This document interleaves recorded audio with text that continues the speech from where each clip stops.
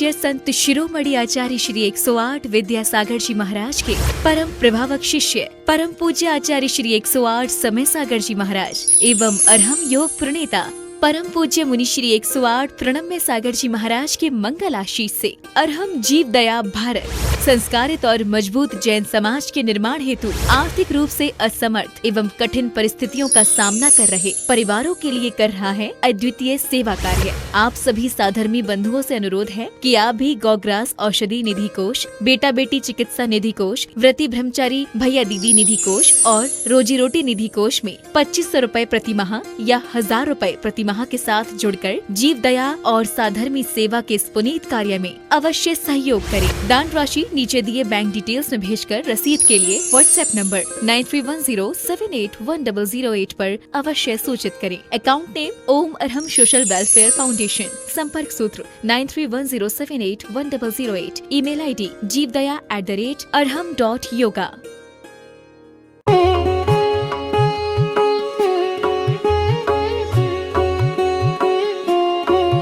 सवस्य कर्मणो जो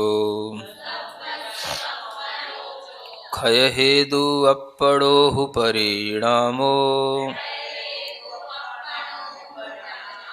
णेयो स्वभाव मोक्षो दव्य विमोक्षो यकम पुह भावो। पढ़ो। सवस्य कर्मणो जो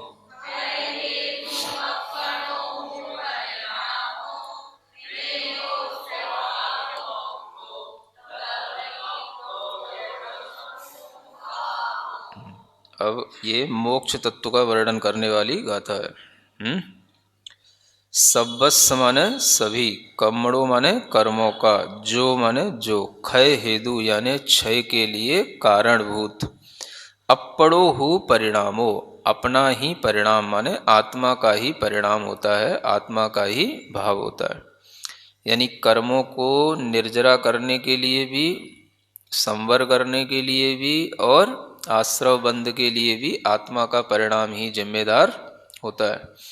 उसी तरीके से आत्मा का परिणाम ही सभी कर्मों के क्षय होने में कारण है।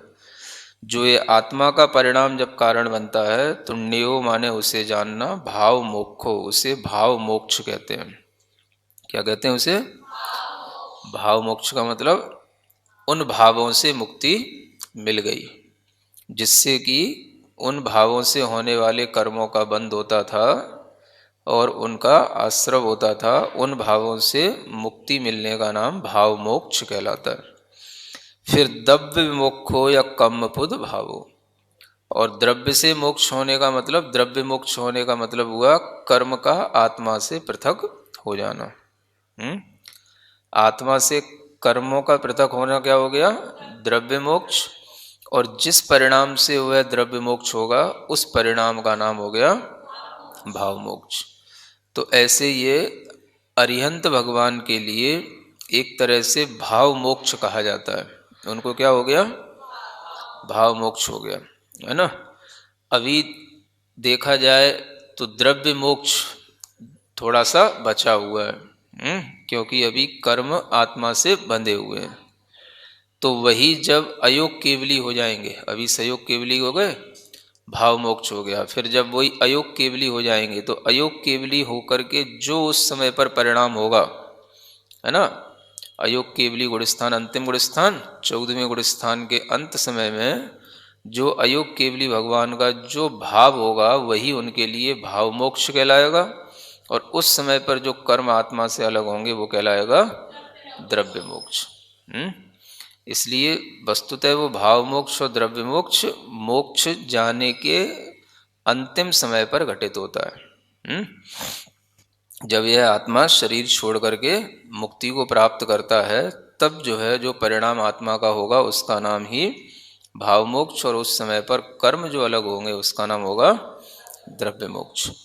और उससे पहले जो अरिहंत भगवान हैं उनके लिए एक और शब्द कहा जाता है जीवन मुक्ति, माने उन्हें अपने जीवन से, है ना, मुक्ति मिल गई। यानी जो ये जन्म है उस जन्म से उनको मुक्ति मिल गई। अरिहंत दशा को प्राप्त करने का मतलब क्या हो गया? जीवन मुक्ति। आयु से अभी मुक्ति बाकी है, थोड़ी सी आयु बची है, उस कारण से वो उस आयु पर्यंत तक अपने शरीर में रहते हैं, लेकिन उन्हें जीवन मुक्ति हो गई। तो ऐसा यह मुक्ति के अनेक रूप हैं, भाव मुक्ति, द्रव्य मुक्ति, जीवन मुक्ति, है ना, आयु मुक्ति। अब आगे एक अंतिम गाथा जिसमें कि शुभ और अशुभ भावों के बारे में बताया जा रहा। अंतिम माने इस अधिकार की अंतिम गाथा। सुह असुह भाव जोता पुण्यम पावम हवन्ति खलु जीवा सादम सुहाउणामम गोदम पुण्यम पराणि पावम च।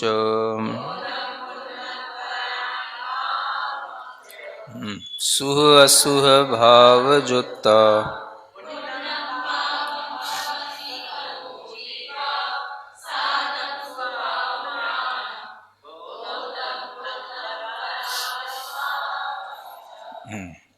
अब कहते हैं पुण्य और पाप का व्याख्यान करने के लिए, पुण्य और पाप ये जीव होते हैं। क्या होते हैं? जीव, माने पुण्य जीव, पाप जीव। ये पुण्य और पाप जीव बन जाते हैं। कब बन जाते हैं? सुह असुह भाव जुत्ता, शुभ भावों से युक्त जो जीव हैं वो पुण्य जीव हैं, और अशुभ भावों से युक्त जो जीव हैं वो पाप जीव कहलाते हैं, है ना।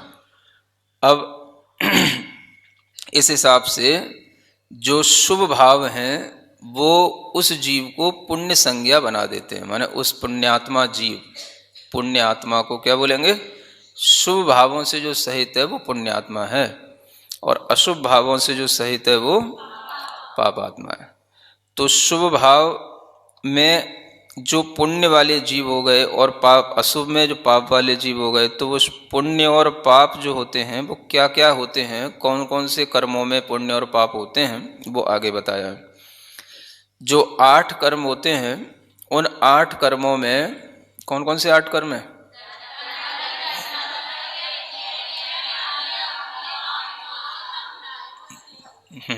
हो गए? तो इन 8 कर्मों में 4 कर्म तो घातीय कर्म कहलाते हैं, है ना, और 4 अघातीय कर्म कहलाते हैं। तो घातीय कर्म जो होते हैं वो ज्ञानावरण, दर्शनावरण, है ना, अंतराय और मोहनी, ये 4 तो कहलाते हैं घाती कर्म। ये चारों कर्म अशुभ ही होते हैं। क्या होते हैं? हाँ, माने ज्ञानावरण, दर्शनावरण, मोहिनी और अंतरा, इनमें कोई शुभ अशुभ का विभाजन नहीं है। ये एकांत रूप से कैसे होते हैं? अशुभ ही होते हैं।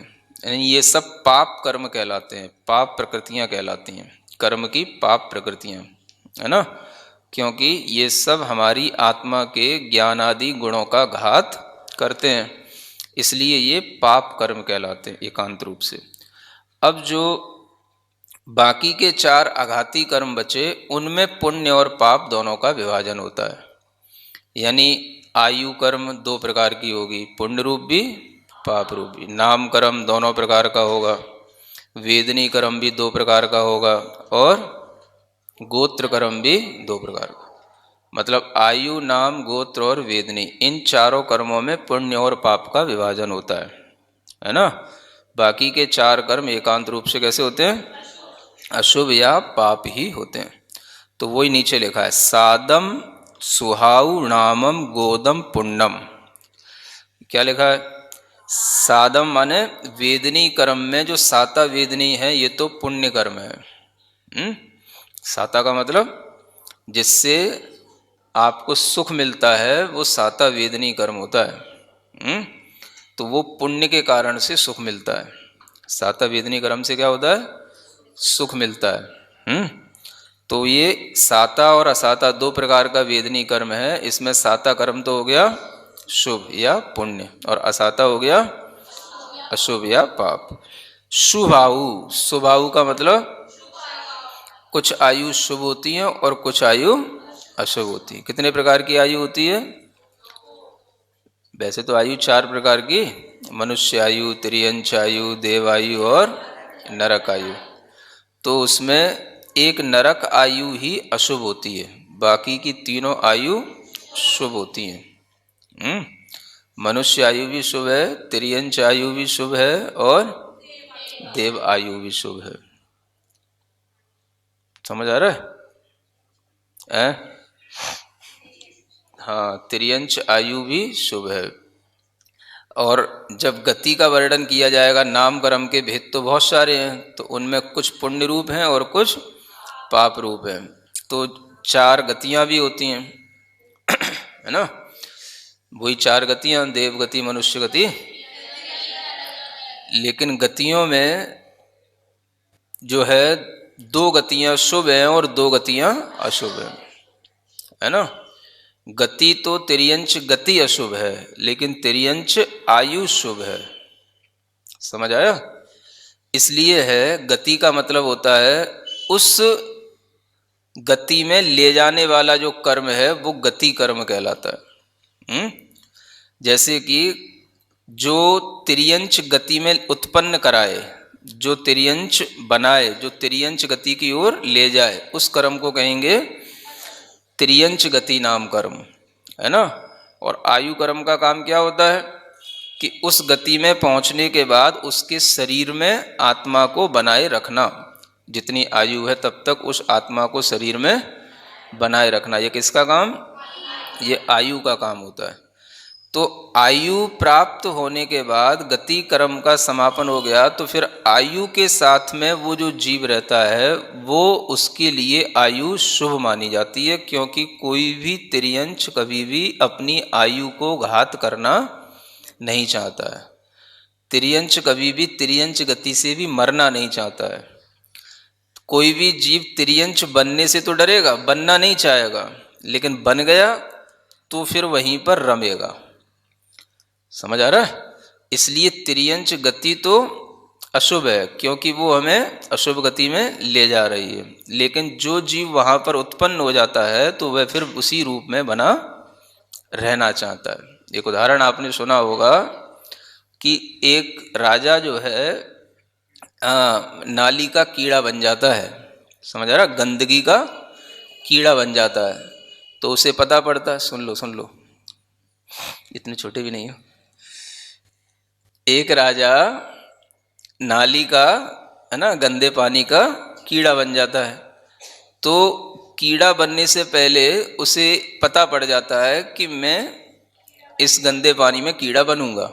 समझ आ रहा है? एक मुनि महाराज उसको बता देते हैं, और जब उसे पता पड़ जाता है तो वह बहुत दुखी होता है कि मैं तो ऐसे गंदे स्थान पर जाने ही नहीं चाह रहा, और वहाँ पर जाकर के कीड़ा बन जाऊंगा तो क्या होगा।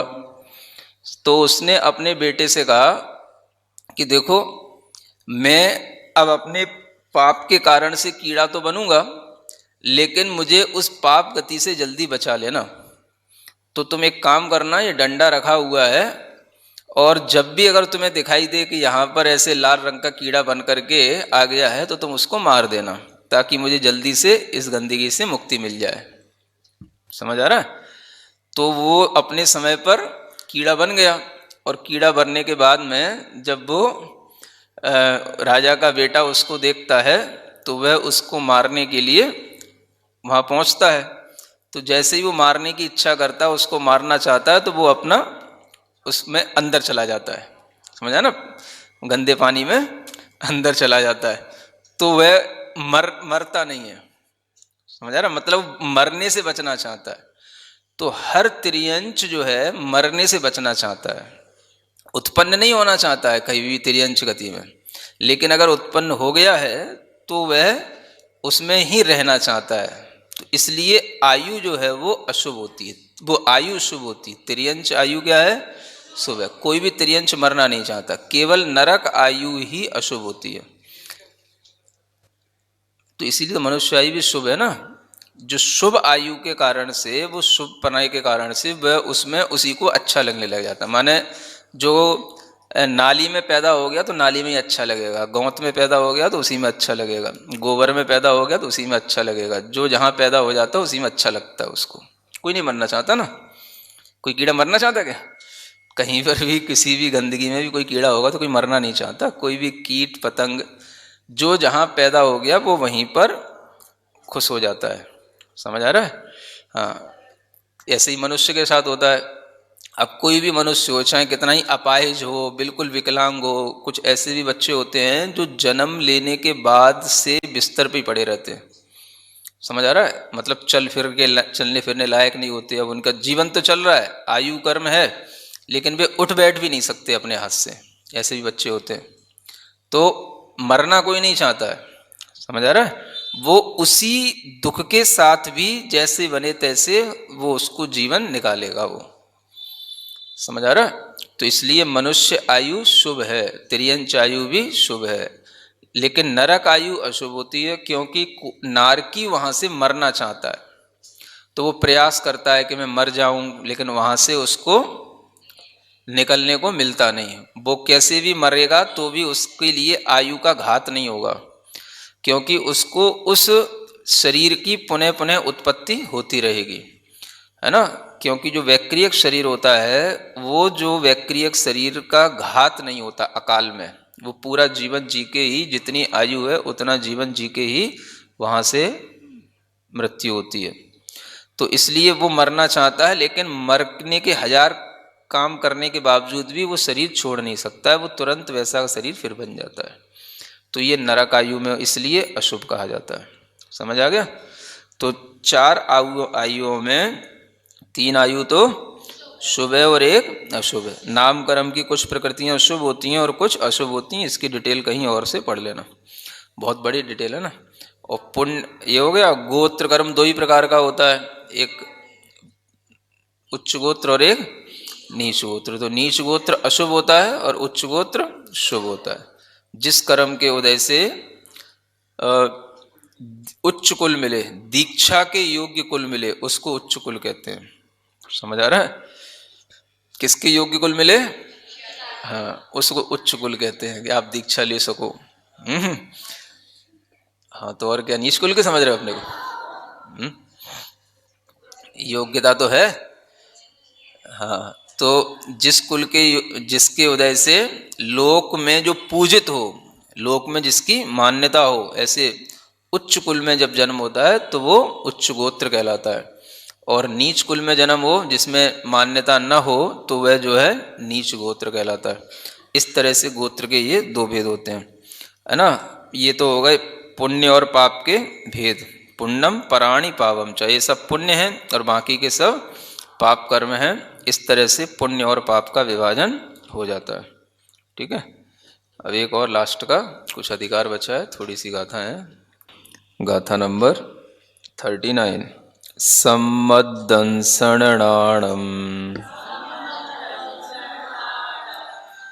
चरणम मोक्षस्य कारणम जाने,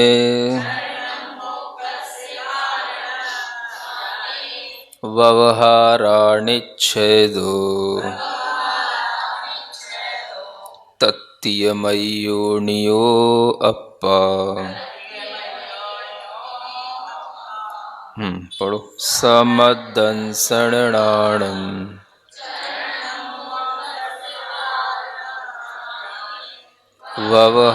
व्यवहाराणिच्छेदो तत्तीयमयोनियो। अब यहाँ पर ये मोक्ष मार्ग का स्वरूप बताया जा रहा है।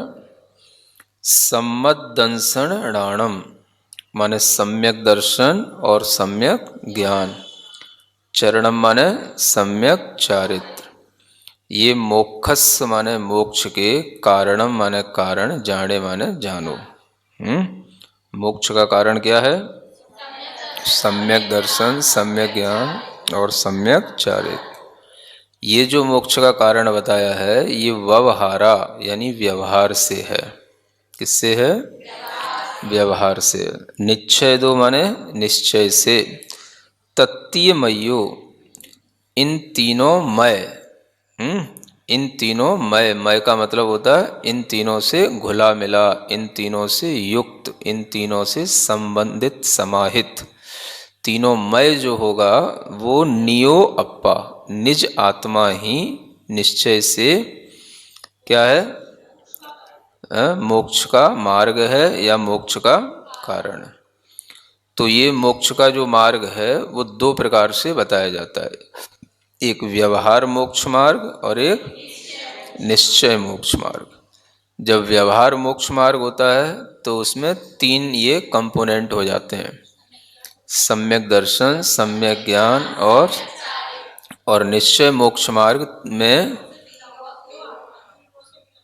तीनों एक रूप हो जाते हैं और वो सब आत्मा के साथ ही जुड़ जाते हैं।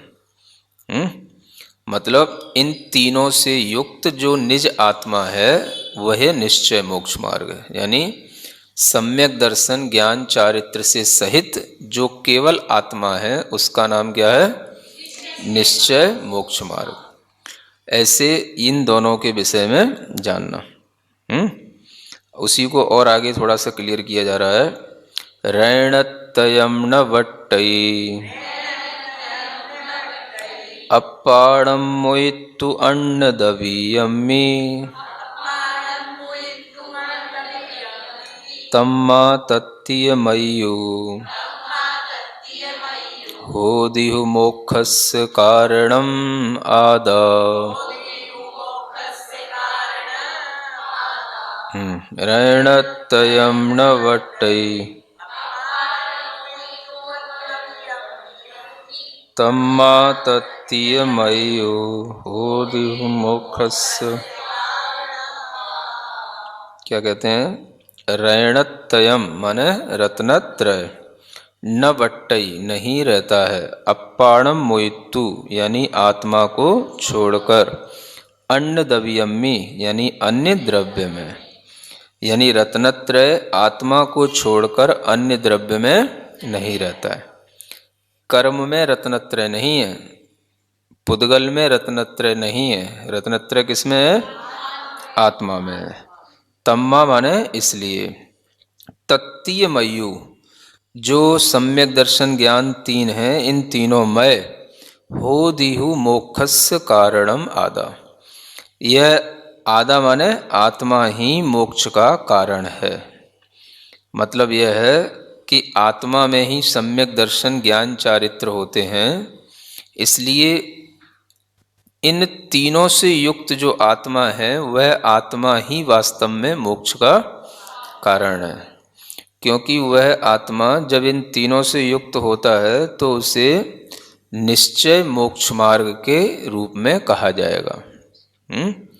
और जब आत्मा सम्यक दर्शन ज्ञान चारित्र से अलग अलग एक रूप में संबंध नहीं रखता या इनका अलग अलग पालन करता है, अलग अलग इनका गुणों का अपने अंदर भाव रखता है, तो वह व्यवहार मोक्ष मार्ग के रूप में कहा जाता है।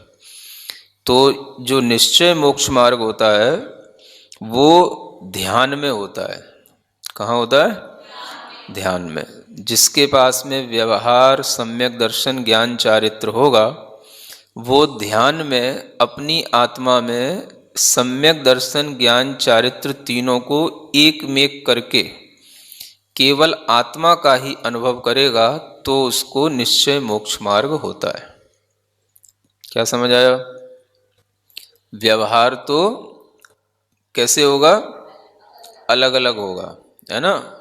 कोई गृहस्थ है तो केवल सम्यक दर्शन का पालन कर रहा है, कोई सम्यक ज्ञान का पालन कर रहा है, और आगे बढ़ गया तो सम्यक चारित्र का पालन कर रहा है। तो ये सब कहलाता है व्यवहार मोक्ष मार्ग।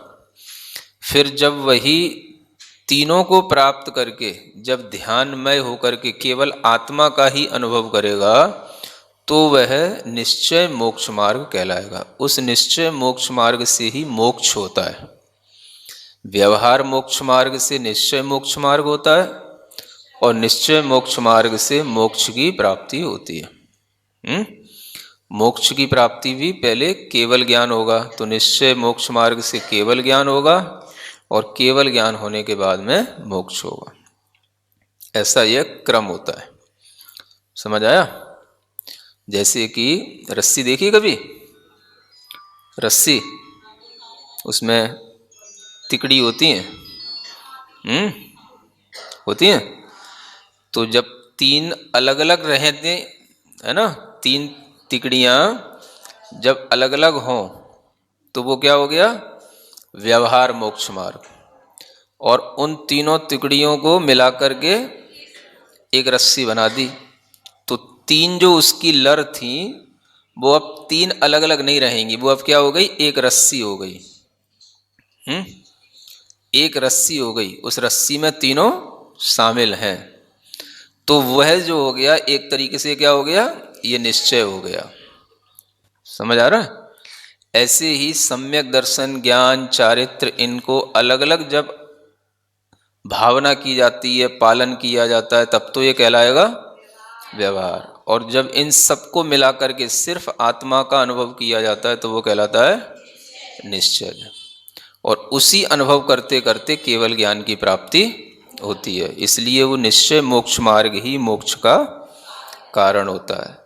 तो मोक्षस्य कारणम आदा, मोक्ष का कारण वास्तव में क्या है? आदा माने आत्मा ही है। तो खाली आत्मा नहीं, जिस आत्मा में सम्यक दर्शन, ज्ञान, चारित्र एक मेक हो रहे हों वो आत्मा मोक्ष का कारण है, ऐसा समझना, है ना। कोई भी चीजें हैं, क्या बनाते हो? लस्सी की ठंडाई, हाँ, तो जब तक वो हम काय की ठंडाई बनाते हो? सौंफ की। सौंफ है, बादाम है, खांड है, शक्कर नहीं, खांड और क्या? मुनक्का, काली मिर्च है। तो जब ये सब अलग अलग रखे हैं तब तक क्या है? ये सब व्यवहार है ना। अब इन सबको मिला दिया और घोंट करके एक चीज बन गई, पूरा एक। तो एक जब बन गया तो उसमें सब कुछ मिला हुआ है ना। अब उसमें अलग अलग नहीं होगा कि ये रखी सौंफ की, ये रखी खांड की, ये रखी काली मिर्च। अब उसमें सब एक हो गया, है ना। तो ऐसे ही जब सम्यक दर्शन, ज्ञान, चारित्र तीनों आत्मा में मिलकर के आत्मा ही हो जाते हैं, आत्ममय ही हो जाते हैं, है ना, तो वो कहलाता है निश्चय मोक्ष मार्ग। तो निश्चय मोक्ष मार्ग में तीनों आत्म रूप होते हैं। इसलिए ऊपर वाली गाथा में क्या कहा? नियो अप्पा, माने निज आत्मा ही मोक्ष का मार्ग है। निश्चय मोक्ष मार्ग में क्या है? सिर्फ आत्मा ही है। और व्यवहार मोक्ष मार्ग में सम्यक दर्शन, ज्ञान, चारित्र तीनों हैं, लेकिन ये तीनों भी रहते आत्मा में ही हैं। ऐसा नहीं है कि तीनों अलग अलग रह रहे हैं तो कहीं और रह रहे हैं। तीनों भी आत्मा के ही गुण हैं। सम्यक दर्शन ये भी आत्मा का गुण है, सम्यक ज्ञान भी आत्मा का ही गुण है, आत्मा की ही पर्याय है, और सम्यक चारित्र भी आत्मा का ही गुण है। क्योंकि आत्मा के अलावा किसी और पुद्गल में ये दर्शन, ज्ञान, चारित्र नहीं पाए जाते हैं। तो ये जो तीनों चीजें जब आत्मा में अलग अलग रूप में रहती हैं तो वो व्यवहार कहलाता है। और जब ये तीनों चीजें एकमेक हो जाती हैं, वो एकमेक जब भी होंगी तो कैसे होंगी? अपने आप नहीं होंगी। ठंडाई बनाने के लिए आपको तीनों चीज़ों को मिला करके क्या करना पड़ता है? पीसना पड़ता है, घोंटना पड़ता है। समझ आ रहा है?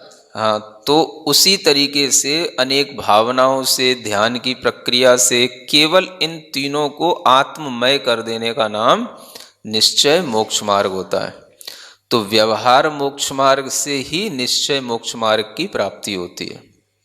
अगर कोई कहे कि निश्चय मोक्ष मार्ग पहले हो रहा है, व्यवहार मोक्ष मार्ग बाद में हो रहा है, तो कह देना भैया उल्टा मत पढ़ाया करो, सीधा पढ़ा करो, सीधा पढ़ाया करो। हाँ, तो जो जैसा पढ़ लेते हो फिर वो वैसा ही पढ़ाते हैं। ठीक है, तो पहले क्या होगा? पहले व्यवहार होगा। कुछ लोग मानते हैं पहले निश्चय हो जाता है बाद में व्यवहार होता है ना। माने पहले वो ठंडाई बना लेते हैं फिर बाद में से उसमें से सौंफ निकालते हैं अलग अलग है ना। इन्हें मालूम है कौन लोग मानते हैं। तो पहले क्या होता है? व्यवहार, है ना। जो व्यवहार का मतलब ही होता है भेद रूप, है ना, जिसमें भेद हो रहा है, सम्यक दर्शन, सम्यक ज्ञान, सम्यक चारित्र, या जो पर आश्रित हो। जब हमारा श्रद्धान पर के आश्रित होता है, जैसे देव शास्त्र गुरु के भी आश्रित है, तो वो पराश्रित कहलाता है। तो वह पर के आश्रित होने के कारण से व्यवहार है। और जब हमारा श्रद्धान, ज्ञान, आचरण तीनों ही केवल आत्माश्रित हो जाते हैं, आत्ममय हो जाते हैं, तो वो कहलाता है निश्चय मोक्ष मार्ग। तो इस चीज को ध्यान रखना। बहुत बड़े बड़े पंडित भी उल्टी उल्टी व्याख्या करते हुए आपको मिलेंगे, है ना। तो उनसे डरना नहीं कि ये बड़े पंडित हैं इसलिए इनकी व्याख्या सही है, ऐसा नहीं समझना। ये जानना कि पहले व्यवहार मोक्ष मार्ग, इसलिए यहाँ देखो ऊपर मोक्ष के कारणों में सबसे पहले क्या लिखा? सम्मत दंसन चरणम, सम्मत दंसनाणम चरणम मोक्षस्य कारणम जाने व्यवहारा, है ना। ये व्यवहार से पहले फिर निश्चय दो तत्ती मयो। एक मोटी बुद्धि से भी सोचने वाली बात है, तीन मय, अगर कोई तीन चीजें हैं उन्हें हम मिलाएंगे तो मिलना तो बाद में होगा, कि पहले वो तीन चीजें मिल जाएंगी फिर बाद में अलग अलग की जाएंगी, है? इस गाथा से भी समझा जाए तो निश्चय से क्या हो गया? तीनों चीजों को मिलाकर के जो एक चीज बन गई उसका नाम क्या है?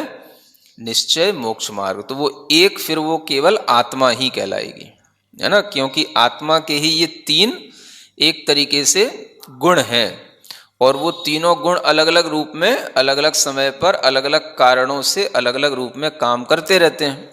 लेकिन जब हम सब चीजों को मिला करके केवल एक रूप बना देते हैं तो फिर वो केवल एक आत्मा ही रह जाता है ना। जैसे मान लो आपकी कोई लाइट लगी हुई है?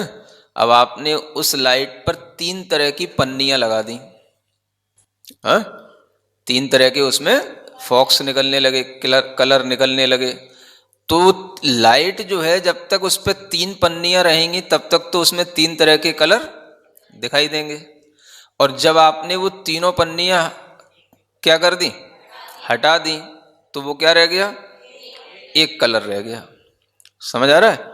अथवा उन तीनों ही पन्नियों के कलरों के ऊपर एक ऐसा कोई दूसरा कलर कर दिया कि वो सब कलर जो है बिल्कुल एक जैसे हो गए, या कोई भी कलर अपना अलग अलग रंग नहीं दिखा पा रहा है, तो भी वो एक रूप रह जाएगा। समझ आ रहा है? तो आत्मा के तीन गुण तीन रूपों में काम करते हैं, अलग अलग कारणों से, अलग अलग भावों से। तो जब तक ये इस तरीके से चलता है तब तक कहलाता है व्यवहार। और जब उन तीनों को आत्मा से ही उत्पन्न हुए हैं तो उनकी परिणति आत्मा में ही करा दी जाती है, वो ध्यान के माध्यम से होती है। तो जब इस तरह के ध्यान हो जाते हैं तो वह शुक्ल ध्यान कहलाता है, जिसके माध्यम से वह आत्मा सिर्फ आत्मा ही रह जाती है। सम्यक दर्शन, ज्ञान, चारित्र भी उस आत्मा की परिणति होने के कारण से वो उस आत्मा में ही रहते हैं और वो सब एक रूप हो जाते हैं। तो उसी से केवल ज्ञान की प्राप्ति होती है ना। इसलिए तत्ती मयो नियो अप्पा, यहाँ जो उदाहरण वगैरह दिए हैं वो भी सब इसी तरीके के दिए हैं, आप लोग पढ़ लेना, है ना। ठंडाई का ही उदाहरण दिया हुआ है, ठीक है। तो वास्तव में जो मोक्ष का कारण है वो क्या रह जाता है? निश्चय रत्नत्रय, क्योंकि मोक्ष से निश्चय रत्नत्रय पास में है। पास में का मतलब समझ आ रहा है ना। वास्तव में कारण क्या है? वो दो प्रकार के कारण होते हैं, एक साक्षात कारण होता है या वास्तविक कारण होता है जो बिल्कुल निकट से संबंध रखता है, और एक परंपरा कारण होता है जो उससे थोड़ी सी दूरी से संबंध रखता है ना।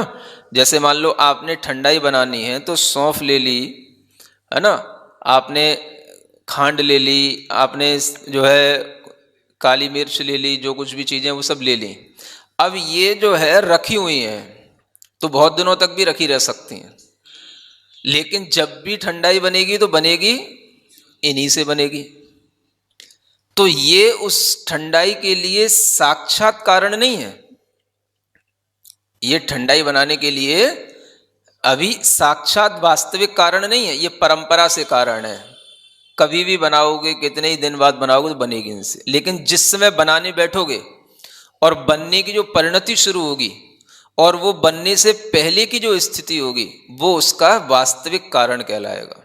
साक्षात कारण कहलाएगा। माने कोई चीज बनने से जस्ट पहले उसकी जो फॉर्म होगी वो उसका कारण होता है, उस कारण से वो कार्य हो रहा है ना। तो इसी तरीके से जब ध्यान की स्थिति आती है तब ये निश्चय मोक्ष मार्ग बनता है। तो ध्यान भी मोक्ष निश्चय के लिए कारण बन जाता है। ध्यान भी निश्चय मोक्ष मार्ग के लिए क्या बन गया? कारण, साक्षात कारण वो। और ये जो व्यवहार से सम्यक दर्शन ज्ञान चारित्र का पालन करना, ये सब क्या कहलाते हैं? ये सब परंपरा से कारण है, क्योंकि इनके बिना ध्यान नहीं होगा, ध्यान के बिना निश्चय मोक्ष मार्ग नहीं बनेगा, निश्चय मोक्ष मार्ग के बिना केवल ज्ञान नहीं होगा, केवल ज्ञान के बिना मोक्ष नहीं होगा। ठीक है, ऐसे करके ये सब पूरी एक परंपरा है, चेन बनी हुई है। परंपरा का मतलब चेन। तो जो चेन में सबसे पहले जो चीजें आती हैं वो थोड़ी दूर हो गई, लेकिन है तो वो भी उसके लिए कारण, उसके बिना तो आगे की चीज बढ़ेगी नहीं। तो कुछ लोग केवल जो चीजें बिल्कुल उसके नियर अबाउट होती हैं उन्हीं को कारण मानते हैं, जो दूर होती हैं उनको कारण नहीं मानते हैं। तो कुछ लोग कहते हैं मोक्ष का कारण तो केवल निश्चय मोक्ष मार्ग ही है, व्यवहार कोई कारण नहीं होता है, ऐसा बोलते हैं। समझ आ रहा है?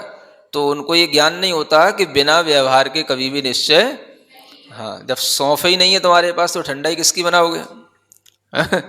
तो कुछ जो होगा वही चीज आगे जाकर के परिणमन करेगी। तो इस तरह से ये जो पूरा लिंक है व्यवहार, अब व्यवहार भी कहाँ से आएगा? तो संयम के माध्यम से। बिना संयम के कभी व्यवहार मोक्ष मार्ग नहीं होता। संयम का मतलब जो महाव्रत रूप जो संयम है, क्योंकि सम्यक दर्शन ज्ञान चारित्र तीनों कहाँ पाए जाएंगे? तो वो मुनि महाराज में ही पाए जाएंगे, संयमी जीव में ही पाए जाएंगे। तो बिना संयम के कभी भी ये व्यवहार मोक्ष मार्ग नहीं। समझ आ रहा है? अब यहां से शुरू करो। बिना संयम के या बिना मुनि महाराज बने व्यवहार मोक्ष मार्ग नहीं। व्यवहार मोक्ष मार्ग के बिना, हाँ, ध्यान नहीं। हाँ, पहले ध्यान भी उसकी एक सामग्री है ना, जैसे अग्नि है या बर्तन में मिक्स करने के लिए जो प्रोसेस है वो सब ध्यान के लायक तरह से है। तो बिना उसके ध्यान नहीं, है ना।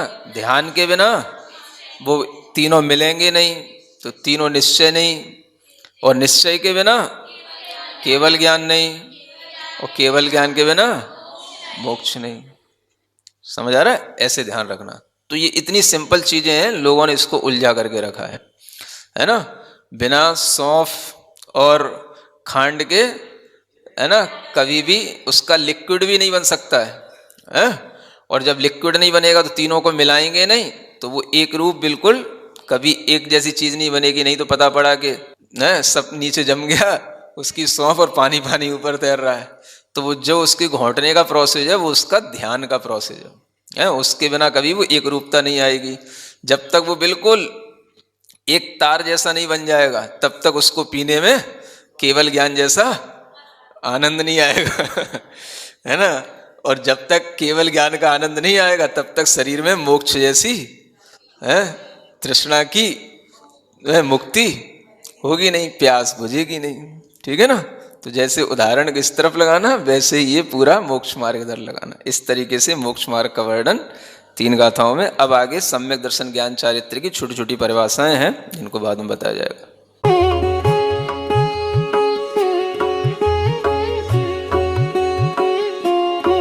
परम पूज्य संत शिरोमणि आचार्य श्री 108 विद्यासागर जी महाराज के परम प्रभावक शिष्य परम पूज्य आचार्य श्री 108 समय सागर जी महाराज एवं अरहम योग प्रणेता परम पूज्य मुनि श्री 108 प्रणम्य सागर जी महाराज के मंगल आशीष से अरहम जीव दया भारत संस्कारित और मजबूत जैन समाज के निर्माण हेतु आर्थिक रूप से असमर्थ एवं कठिन परिस्थितियों का सामना कर रहे परिवारों के लिए कर रहा है अद्वितीय सेवा कार्य। आप सभी साधर्मी बंधुओं से अनुरोध है कि आप भी गौग्रास औषधि निधि कोष, बेटा बेटी चिकित्सा निधि कोष, व्रती ब्रह्मचारी भैया दीदी निधि कोष और रोजी रोटी निधि कोष में 2500 रूपए प्रति माह या 1000 रूपए प्रति माह के साथ जुड़कर जीव दया और साधर्मी सेवा के इस पुनीत कार्य में अवश्य सहयोग करें। दान राशि नीचे दिए बैंक डिटेल्स में भेजकर रसीद के लिए व्हाट्सएप नंबर 9310781008 पर अवश्य सूचित करें। अकाउंट नेम ओम अरहम सोशल वेलफेयर फाउंडेशन।